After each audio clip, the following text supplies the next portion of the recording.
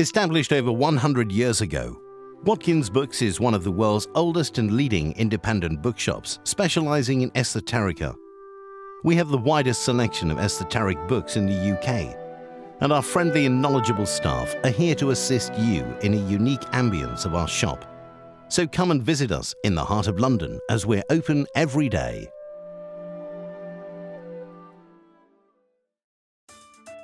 If you like what you watch, then don't forget to follow us on Facebook and Twitter for the latest updates on The More Show.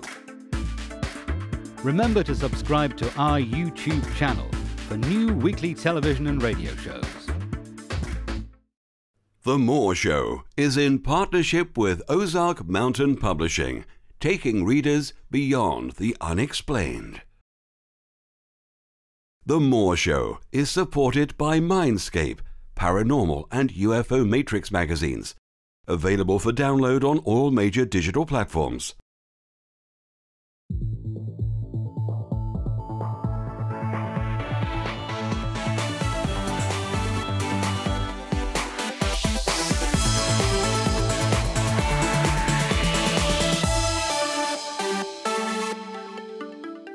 The comments and views expressed on The More Show are those of the people that make them and do not necessarily reflect the view of Kevin Moore, The More Show, or this radio station and its affiliate or sponsors. This show is for entertainment purposes only.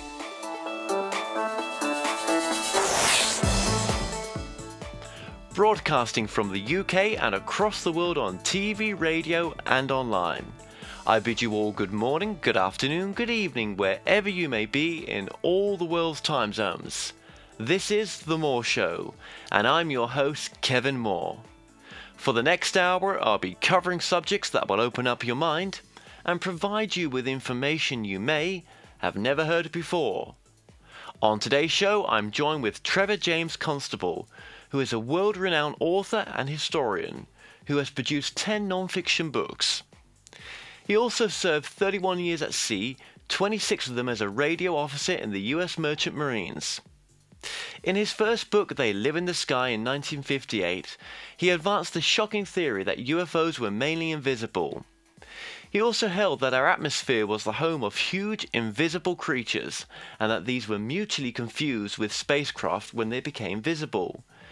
Making use of his seafaring career and his status as a radio officer, he has developed a marine weather engineering system that has been stunningly demonstrated on commercial videotape. Trevor James Constable, welcome to the show. Yes, glad to be here. Oh, it's great to have you on. Now, you're actually calling us from Los Angeles, that's right, isn't it? Correct. Right, and then how long have you been based out there? Oh, 30 years now. 30 years, and you've been in ufology for, what, 58 years? Yeah, that's right. It seems like that, even if it's not you're not in it continuously. Well, it's a fascinating book that you've written, The Cosmic Pulse of Life, the revolutionary biological power behind UFOs. Yes, that's right. What started you off in ufology? Because I think, to begin with, you was a bit of a debunker, was you not? No, I never was a debunker. I was just not moved by it initially. I didn't take to it at all. But then I got interested. Okay. Going back a long way now. Okay. So what sort of sparked your interest then, Trevor? Well, the idea that the things were coming from and going back to the invisible state, that was what first intrigued me. That the vehicles appeared to disappear, so to call. That's the way it seemed to look to me. And I proceeded to use infrared film to chase them. Right. Okay. So, how did you get into using infrared film to be able to, capture what you would call UFOs, for example? Yeah. Well, the initial suggestion to use infrared film came, strangely enough, from Dan Fry, who was a very famous individual in those days, back in the 50s. Dan suggested I use that type of film and stay with it. And I got something solid, very, very, very readily, and then continued to stay with it. And my friend Dr. Woods, who's now dead, was with me all the way. Right. So let's go back to when you started your career in the Marines. Was it the Marines you started? Merchant Marine. Merchant Marines, yeah. Tell me about your sort of interest in UFOs back then as well. Well, it was not really simultaneous. It wasn't really simultaneous with the Merchant Marine. That's going to sea, and it became possible to pursue it because I had a certain amount of leave time. Every so often you get 3 or 4 days, 3 or 4 weeks off, and could pursue it in a steady basis. Yeah. Yeah. Let's go straight into the book then. Some of these, the UFOs that you're capturing you've captured on a film, for example. Mm-hmm. What are these? Well, that's for science to answer. They know everything. They don't want to look at them. They don't want to acknowledge that you've got something. When it's not according to their way of thinking. Well, and why do you think, Trevor, that we can't see these objects with the naked eye? Why are we having to use infrared to see these UFOs? Well, it's just that they're in a different vibration to us. They're in a different level of manifestation, and infrared gives you access to it. It's so obvious that it's happening that way that you can't understand anybody that can't see it. Can't see it that way. Yeah. Yeah. Yeah. Now, back in the 1950s, Trevor, when infrared film, wasn't so readily available, what got you thinking that if you was to, take pictures with infrared, that you might capture something that we couldn't see with the naked eye? What led you into that direction? Well, the whole body of information connected with the UFOs indicated this. That there was something that you couldn't see, and yet it was there. That's true of the UFO field. So when you started taking these pictures then, and you were having them developed, was you shocked at some of the pictures? Absolutely shocked, because we thought we were going to they were all going to be scenes of ships, and they were anything but ships. As you know, if you look at the pictures, we got living organisms rather than ships in the initial bunch of pictures that we got.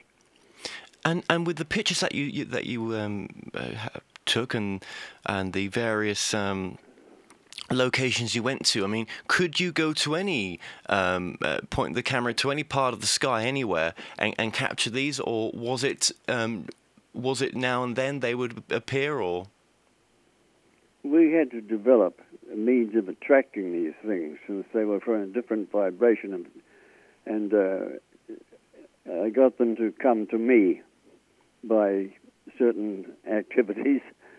And made myself a point of focus for them. And what were some of these activities? I never saw them. What were some of these activities that you did? Well, there the star exercise was one of them, which is a way of turning the body in a certain systematic way, and that led to them coming to us.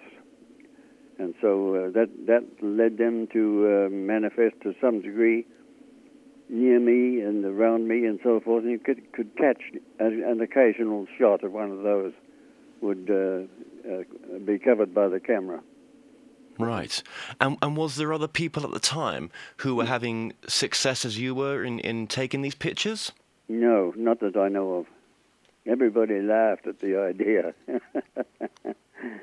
Yeah, we got laughed at loud. Right, right.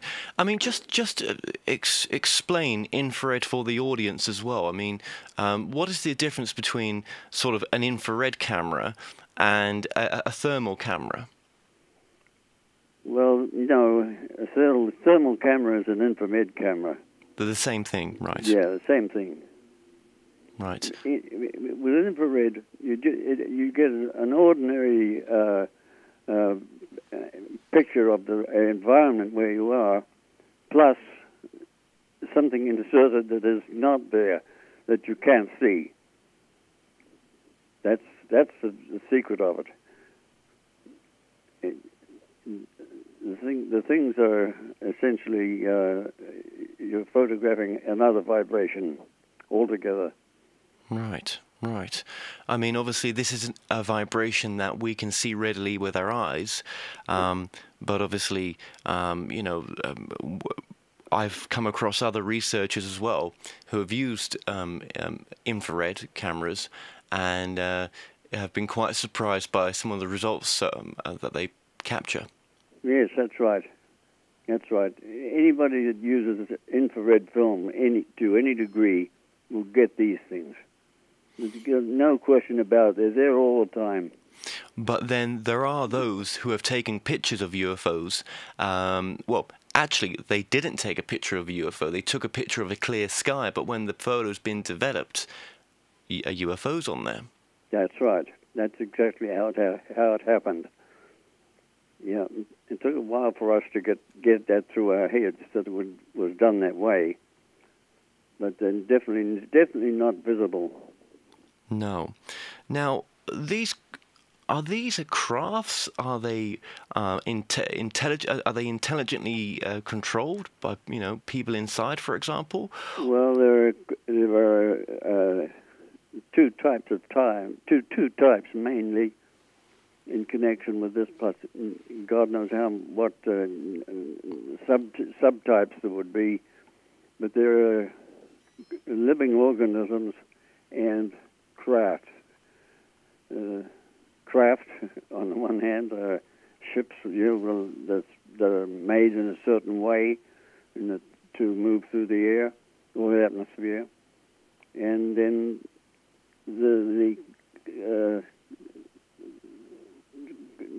other ones are the craft that are the organisms. And if you look at the pictures in the book, you get the purpose of it. That way. Right, right. So, well, I've heard in the past that from previous interviews when, for example, the Roswell craft that was captured, they say that the ship was intelligent. Yes, that's right. Yeah, it's totally true. I mean, that's just incredible. So we're talking about crafts that are conscious, for example, and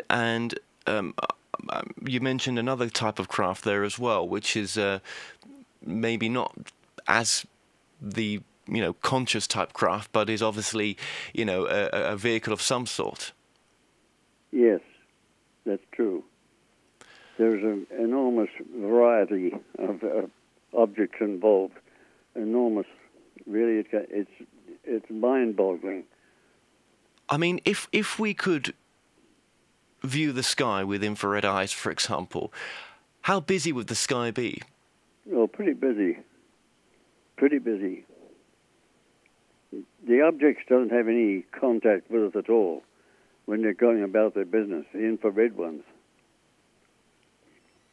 What's your opinion then on abductees? Well, they have to be regarded as, you know, on their own basis, and they're not a part of this. Really not nothing to do with me. Right. I mean, this is just incredible. Your book is. It's a fascinating read. Would you say these intelligent UFOs, conscious UFOs, for example, would you say they have made contact with people in the past? Has that ever come across your table? Yes, I'm sure that this has happened. I'm sure it has been that way, with innumerable incidents where people were overwhelmed, and you know, by the experience of contacting something from another dimension. Absolutely, and I mean, there's so much to get through here, and well, let's move forward a little bit, or backwards in one sense, and in regards to what you class organ energy, where does that play into your work then, in respects to ufology? What are you referring to there? Well, yeah, I've read in your book about the organ energy, or the organ energy. Yeah. Yeah, that's just a fact. It's involved with it. This is a phenomenon that is worldwide and so thoroughly established with human beings of our own particular vibration that it amazes me that people are still asking about it. You're talking about the Orgone energy that Wilhelm Reich discovered, but it was discovered years before. Before Reich, he was just the latter-day individual that did it, and you know, he got battered and hung by the scientific professions. Right. Well, okay. Let me ask the question then. What is organ energy, in your opinion? Organ energy? Well, life energy. You can't get anything out of the medical profession about life energy. What's the life energy? You should be able to go to your doctor and get a definition of that, but they can't give you a definition. No. And so it's the energy that surrounds us all. Is that what you're saying? That's right. Okay. And where does that connect with your work into ufology then? Well, I use it in various ways to objectify these things. You know, from an ordinary viewpoint, I would be considered insane, but that's what I was doing, getting hold of the orgone energy aspect of these things, and using that in various ways. Okay. So, in regards to the UFOs as well, that of the many pictures that you've taken as well, have these intelligent beings, have they always been here, do you think? Oh yes, absolutely, no question about that. They've been here for ages. Well, then it makes you think then, what part do they play in our evolution, for example? That's right. Fantasy theories for that, 4 or 5 at a time. Yeah. With radar then, Trevor, do our radars, can they pick these up, or?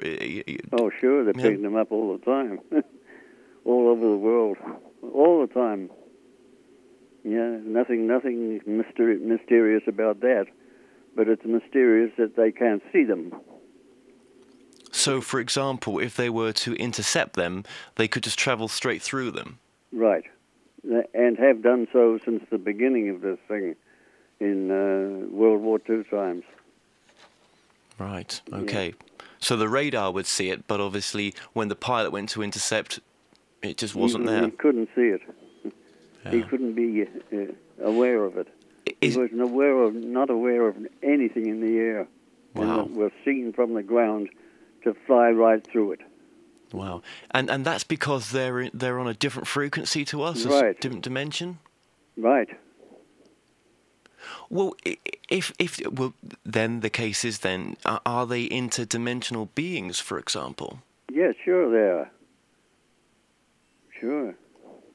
Well, if that is, that leads on to the question then. If they are they, could they come from parallel universes or? Yes, of course. That's right. So these beings Absolutely true.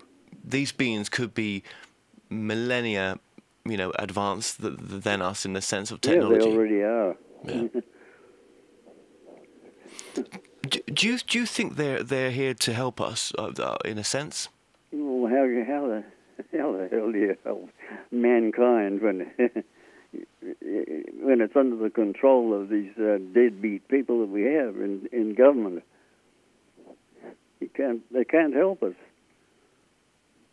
Well, I've read in your work before that you think they're in alignment with some of the world governments. I don't know of any that would be. They might be occasional small, nothing serious. No. Yeah, just they look on us as really stupid. All these years go by, and we still cannot penetrate the life force. We don't know what animates us. We don't know what animates anything. True. Okay, well, we're going to take a quick break here, so stay tuned, and we'll be right back. Established over 100 years ago, Watkins Books is one of the world's oldest and leading independent bookshops, specializing in esoterica. We have the widest selection of esoteric books in the UK, and our friendly and knowledgeable staff are here to assist you in a unique ambience of our shop. So come and visit us in the heart of London, as we're open every day.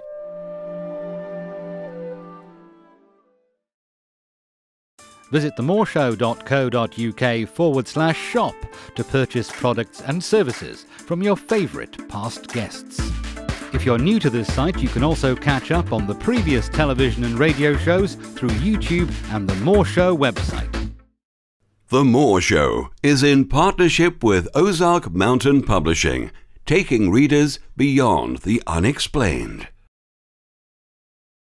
The More Show is supported by Mindscape, Paranormal and UFO Matrix magazines, available for download on all major digital platforms. Welcome back to the show. I'm still joined by my guest, Trevor James Constable, author of the book The Cosmic Pulse of Life. Trevor, welcome back to the show. Yes, thank you. So, Trevor, one amazing incident that took place in 1996 and was captured by NASA was the tether incident, and we're just going to play some video now, and we'll talk over the video. So on the video, it's showing that the tether's been disconnected, and was this captured from the International Space Station? Yes. Wow. That was filmed from the station. And the men aboard the ship couldn't see the tether. They said they couldn't see from the ground. They couldn't see it. So on board the International Space Station, they had a thermal camera then. Mm-hmm. Yes. Okay. Now it's just incredible what we're looking at right now. There is just so much traffic next to this tether, and NASA are completely ignoring what they're looking at. I mean, you know, when I first watched it a few days ago, it was just, it was just incredible to see. Well, I don't know what what you call them, the critters. I'd call them UFO. Where did you term that from? The critters. Why the critters? I don't know. We're trying to express living organisms, and not to get it too conclusive. So you think, as we look at the footage right now, the tether, you think that these are living organisms that have come to look at what's going on with the tether as it's been disconnected. Yeah. Obviously, some of these are enormous size. Yes, right. Yeah. Absolutely enormous. And what was the reaction by NASA days after this then? Well, their reaction is something that they have to say, not me. And I can't tell you what their reaction was, because it would be crooked. But to you, this was complete proof of the invisible living organisms. That's exactly right. Yeah, and they couldn't handle that. No. No. No, I mean it's just absolutely incredible footage.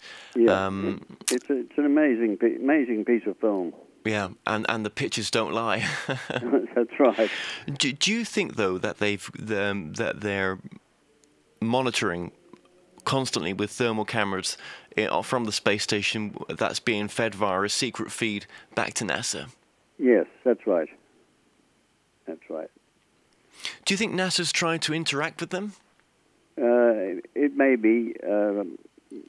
I can't imagine how they would do it as critically out of it as they are. Why do you think as well that other international governments haven't come forward to say, look, the disclosures on the horizon, and here's some information now that we've captured ourselves of our own footage. Do you think this is a worldwide government cover-up? Unquestionably, yes. Unquestionably. Did you feel that disclosure would have happened by now? I would have thought it would have happened, but they've got a tight lock on everything. Yeah.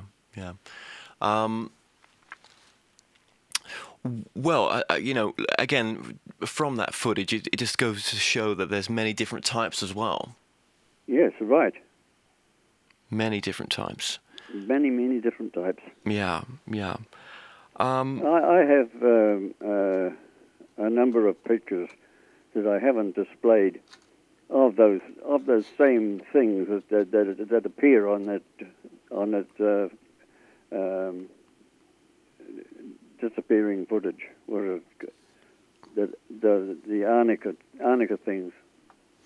And what do the pictures look like? What are they? Just they're duplicates of the film, really. Right, absolutely duplicates. Yeah. We photographed them in the 1950s. Is there Is there anybody that's sort of taken up where you left off on your work? No one that I know of. They haven't called me or contacted me about it. I mean, do you find that frustrating, or is it Well, you are going to be frustrated to death, or you're going to ignore them. You don't go barging into their affairs like some people do. At least I'm not going to do that. Ever. Absolutely. Well, how does the work that you did with ufology move into sort of weather control as well? Because that's another side of your work as well, isn't it? Yes, it is. Are they connected at all? No, not at all. Not really. other than being involved with using one of the ethers to make it rain, that's something they don't understand. They don't understand that at all. Right. Okay. Okay. So we just, I have confined myself to that type of work. Right. So the weather work that you've done, obviously, it's completely separate to the ufology. Yes, it is. Okay. Okay. Well, just before we move on from the ufology, what was one of your most interesting cases to do with ufology? Gosh, I don't know. I don't know. I can tell you that right away. I'd have to think about that. Okay. Okay. And obviously, are you active in ufology nowadays still? No, not now. No, I gave it up. Concentrate on the weather. Yeah. Okay. Well, let's move towards the weather because that's fascinating as well. Yes. Tell me a bit about your weather control or modification. Tell me how you got into that and how it started. Well, it started utilizing a couple of pieces of pipe to make a replica of Dr. Reich's original work. And Bob McCullough, who was a biologist on Reich's staff, was a helper. And we did many good things together, many great things. He got loads of pictures up in Utah at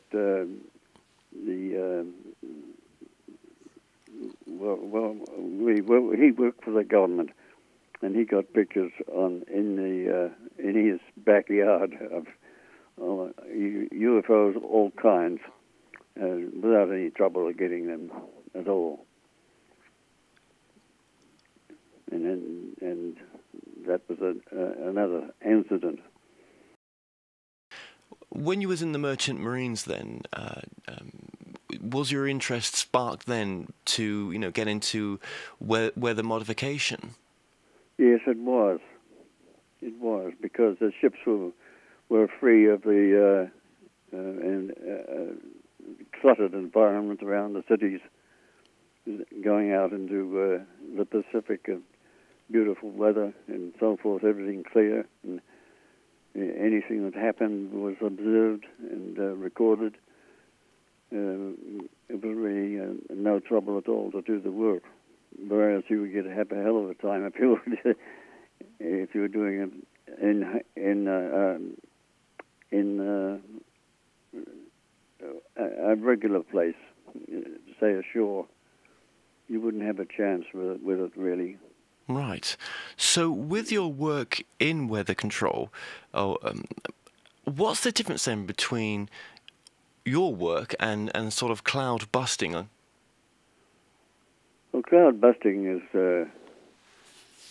really Reich's term for the way that the moon, the device reacted with an atmospheric contaminant.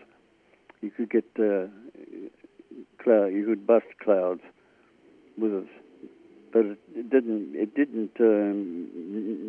mean anything in the way of control. Right. Okay.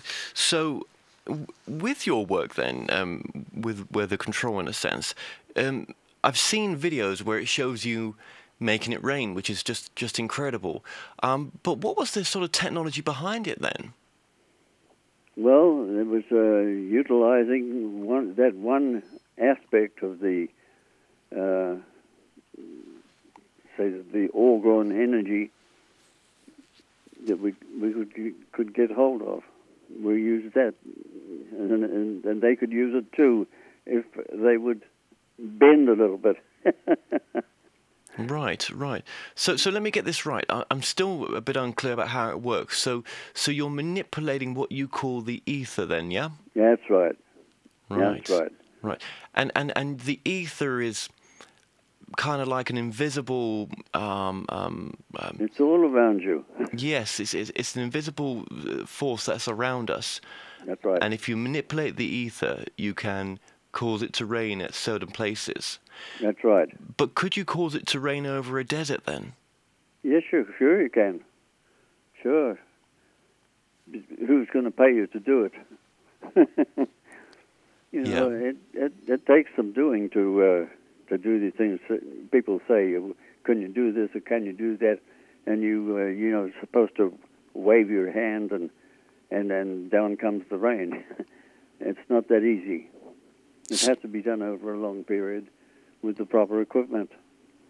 And we didn't always have the proper equipment. We had to improvise. But you made the patents for the equipment, though, didn't you? Yes, right. No, I don't have the patents. There's no patents. Okay. Have you passed the torch on of how this technology works to anyone? Well, I'd love to pass it on, but there's nobody that wants to do it. Nobody that wants to put up with the crap that you have to take from the establishment. You will never be accepted with it. Well, you never be accepted. If you look because at if they accept this, all that they know is wrong. You see. Well, there was technology out there called HARP, I believe, yes. And that was, a weather control technology. But that's very different from what you're doing, isn't it? Yes, it is. Yes, it is. And it has unlimited money behind it, which they spend or get rid of the money by damn fool experiments. So, okay, well, that's a shame that no one's carried the torch on for the work that you were doing. Mm-hmm. Is there any organisations that have sort of kept an interest in it, or is it just... No one is interested in it except me. Right. But you put a lot of time into this. Yes. A lifetime. A lifetime, yeah, absolutely, a lifetime. Well, if there's anyone out there watching this that wants to get in contact with you, then they can just contact us, and we'll pass your details over to them. You do that. That would be very good if you could do that. Okay. Could this technology be used as a weapon then, in a sense? Oh, yes, it could. Yes, it could. If it fell into the wrong hands? Yes, it could. Do you think governments have been, Oh, yes, sure, they're into it. They're into it. Anything nefarious, the governments are doing it. From the sound of it, you don't seem to trust your government. No, I don't trust this government, any government. Yeah, absolutely. So, Trevor, with your weather modification, what's the sort of perfect conditions to use your technology to make it rain? Is there one? Just humidity, have a certain level of humidity. About 10 grams per cubic meter of humidity. Okay, and that'll be enough to cause it to rain, yeah? That's right. Right. Obviously, if you repeated the experiment a number of times, would it always be successful? Well, it's very difficult because the continuum is not going to stay the same continuously. In other words, you disturb it in a certain way initially, and you've got to wait for that to die down. If you try and do it, repeat it over again, it won't work all over again. And then all the scientists will be there pointing out that it didn't work. Yeah. And look, they seek their anything at all to put it down. But couldn't your technology sort of, break droughts and sort of alleviate suffering as well? It'll do that. It could break all the droughts in the world right now, but nobody will work with us. Right. Yeah. That's incredible. I remember watching a video on YouTube, and 4 years ago, I think 5 years ago, this may have been, and there were people working with you then. Was that right? Yes, it was. They're all dead now. Oh, right. Yeah. Yeah. So I suppose, yeah. Well, that's a shame. Because this technology would have, you sort of, I've got a little lift fog in harbours, Yes, sure. We were doing that 10 years ago. Yeah. 20 years ago. Yeah. Lifting fog in harbours, God. Yeah. What about Absolutely. hurricanes? Yeah. Could you move a hurricane off course? Yes, you can. You can. You can do wonderful things with hurricanes. Wow. Including deactivating them. That's like something out of Star Trek, isn't it? Yeah, that's right, it is. That's incredible. And but if someone was going to work with you, you wouldn't just give that technology over to anyone. It would have to be the right people. That's right. And do you have information on how to build these things? Well, anybody can build them. There's nothing to that. But where would you find the certain information? rules about the dimensions and so forth. You give this to a person in an hour. But where would you get that information from? That's my question. Well, just out of a piece of paper, you could give them certain dimensions of subject to make a path for the ether, and away they go. But they don't want to do that. They don't want to do it. Oh. Well, what would you want, Trevor, to be the most important message from your books?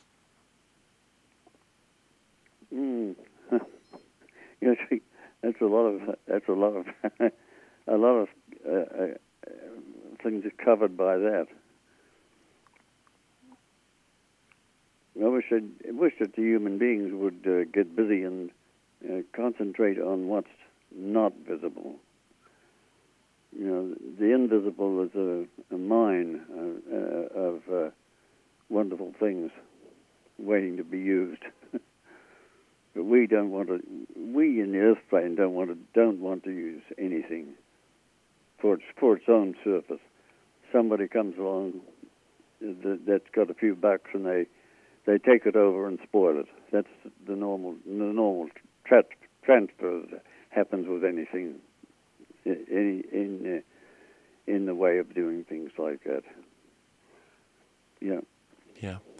Got to have more of the object that they're talking about than anyone else. That is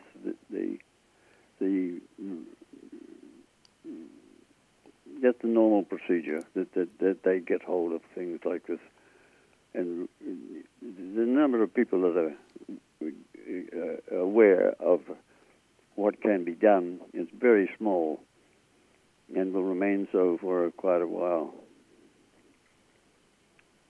Eventually it will change, but it'll be a long time. And in regards, getting there. In regards to the ufology, in a sense, what do you think these living organisms could teach us? It just depends on what you're doing, what they. I mean, they're very smart, very, very accomplished in every respect, and then they're not blind to our abilities and lack of them, so forth. So that's what you've got to look at. Yeah. But, I don't think that anything will eventuate from contact with the UFOs, really. How much resistance did you meet when getting into ufology back in the 50s? Oh, terrible, just terrible. Yeah, terrible. And the worst features were ufologists who were already in there were cruel and hard and very unyielding. So we had to go into the silence for a while until the standard of knowledge got up in the Orthodox world. Yeah.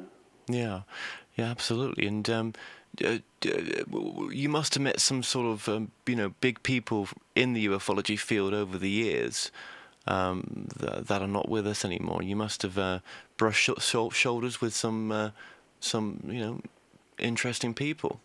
I go all the way back. Adamski and Dan Fry. There was a lot of people. A lot of them of no consequence now. Of course, now that 20 years has gone by, 20, 30, 40 years, they've gone, and they're up laughing at us. What was Adamski like? Well, he was all right. He was a good guy. Yeah. And I mean, did you believe his story as well? I didn't believe at the time. I didn't believe in Adamski at the time entirely in his way of presenting things, but I did believe that Adamski had contact and had produced useful films. But of course, no, they wouldn't accept him anywhere in the science field, nowhere at all. No. And what do you think about modern day ufology? Oh, it's the same thing, really. They can't get a hold of anything that means anything. They can't get a hold of life force. You can't get anywhere in that subject unless you're really willing to entertain the idea of a life force. You can't get anywhere. Because that's the key to the whole thing. And with these different types of crafts, so I know we've covered this, but I'm just going to say it again. With these with the different types of crafts, some are, as you've said, sort of invisible living organisms, so they're whole as such. And there's the others that are the more nuts and bolts type craft. Would you say? Yes, that's right. There are a lot of worlds out there. Yeah, I mean, it's just incredible to think of a living organism that's interdimensional and that's conscious, and that's. I mean, why would they come to planet Earth? Why? That's right. It must be a very special place. Yes. Well, they don't bother us much. We're the ones who are intrigued. Do you think they're spiritually advanced? Oh yes, absolutely. Yeah, absolutely. So do you think maybe they care about us? I don't think they do. In the sense of taking care of you or looking out for you, whatnot. I don't think so. Well, actually, with the cameras that you recommend, which are the UV cameras, you wouldn't get the same results with a night vision camera, would you? Well, it depends on what you mean by night vision. Well, you can get these cameras nowadays, which are night vision cameras or binoculars. That's a different technology, I think, to the actual thermal, is it not? Yeah, well, there's some. I have seen cameras that sell here that are ex-military, where they can focus them on the UFOs in the air and see that they fight. Different factions of the UFOs are against each other and so forth. You can see that You know, with the night vision cameras. Yeah, yeah. You can see that. You can see that. Yeah. So you've just stuck with thermal film cameras, you know, still cameras. Right. Yeah, yeah, yeah. And I don't know, can you get thermal still cameras nowadays? I'm not sure. Yes, you can. You can get some military ones that are surplus. Right, okay. You get a hell of a price for them, but some guys are anxious to get them no matter what the cost. Well, yeah, I mean, I was looking online for the price for thermal cameras, and I think they were like $33,000. Yes, that's right. That's a heck of a price for a camera, but they are specialist bits of kit, you know. It's that's right. Yeah, yeah. You have to know what you're getting. What you're getting is has been tested out. Of course, of course, of course. And what would you want your legacy to be in this field? Well, just get after that life force. That's the main thing to get after. And how would you recommend people do that? Well, you can start by reading Wilhelm Reich, reading all his books really are significant in this field. And Wilhelm Reich was someone that he's a big influence on you, his work, wasn't it? Oh yes, yeah, he was. Did you meet him? No, I didn't. Right, right. But I was his biologist was close to me for a good 10 years. And was he the chap that came up with the Orgone energy principle? No, he was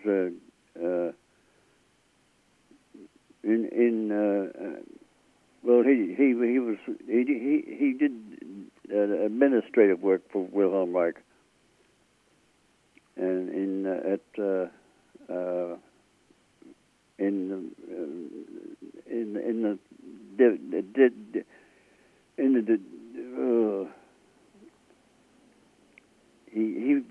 he was in charge of the general status of the Wilhelm Reich laboratory. He took care of everything there. And he was a very, very good man. Yeah. Robert McCullough. Yeah, yeah. And it was Wilhelm Reich that was the he was behind the theory for the Orgone energy. Yes, of course. Yeah, he was behind that. Right. Okay, and this is where you based a lot of your work from as well. Right. Right. Okay. Okay. Fascinating stuff. Well, Trevor James Constable, thank you so much for joining us today. Well, you're welcome. Well, we've come to an end on today's show. Don't forget that you can listen and watch all our past interviews on The More Show's official YouTube channel.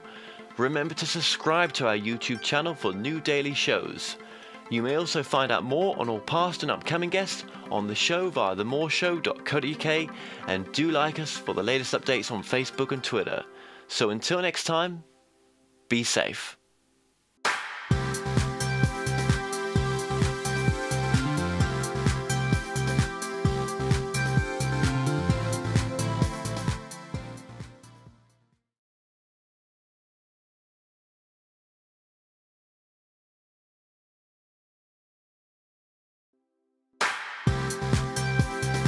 The More Show is in partnership with Ozark Mountain Publishing, taking readers beyond the unexplained. The More Show is supported by Mindscape, Paranormal and UFO Matrix magazines, available for download on all major digital platforms.